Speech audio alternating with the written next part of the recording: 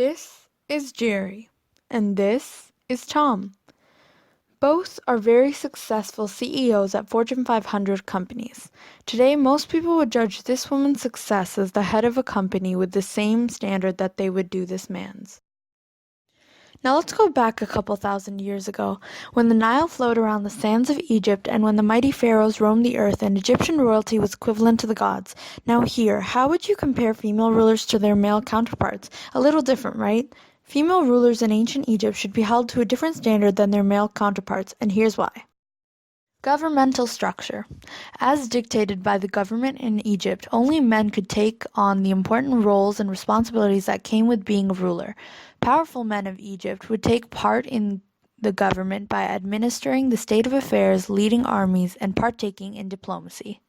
Being pharaoh was basically a boys' club, and the few women who were able to join, like Hatshepsut, did so at the expense of their femininity.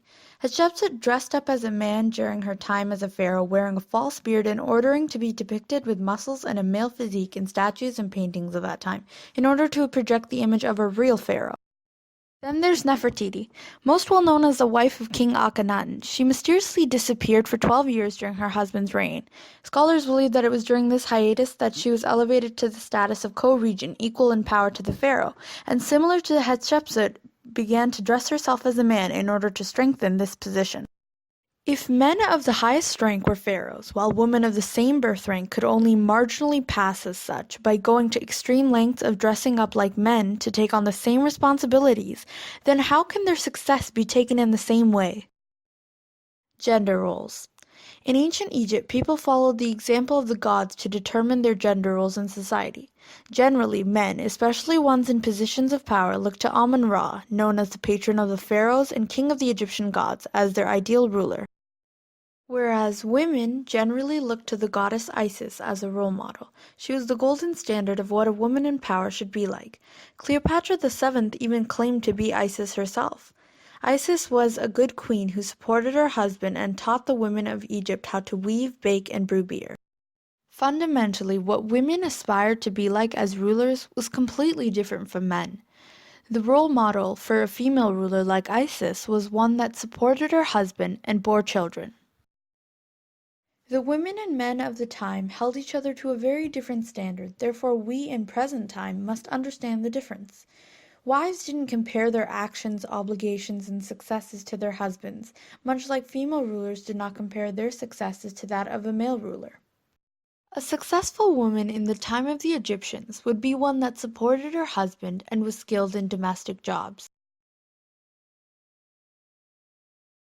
Different standards were held in the women's own mentalities. They did not feel that they were competing against the males, so it is unfair for us to compare the two when they never even thought that that was a standard that they had to reach, let alone surpass. Societal views. Although some women in ancient Egypt have been able to gain power and reign as rulers, society did not fully support and hold them in as high a regard as one would expect for a ruler. Rulers of Egypt were given the utmost respect from all of their subjects and were honored in their legacy.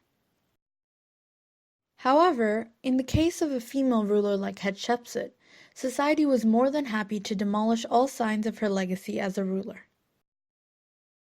Late in his reign, Thutmose III had almost all of the evidence of Hatshepsut's rule, including the images of her as king on the temples and monuments she had built, eradicated.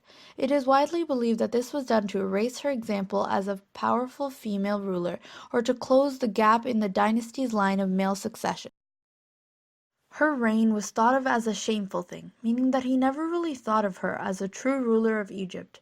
Hatshepsut was never truly honored and appreciated amongst her own people, which limited her horizons as well as her power. How can we hold her to the same standard as male rulers when she was not given the full power and faith that most male rulers have by birthright? Similarly, Cleopatra was not treated with the same divinity and faith that was given to most pharaohs. Egypt was ran based on a theocratic government, meaning that the pharaoh was given a lot of respect and power. No one dared to defy or question them as they were thought to be the gods. Created using Powtoon.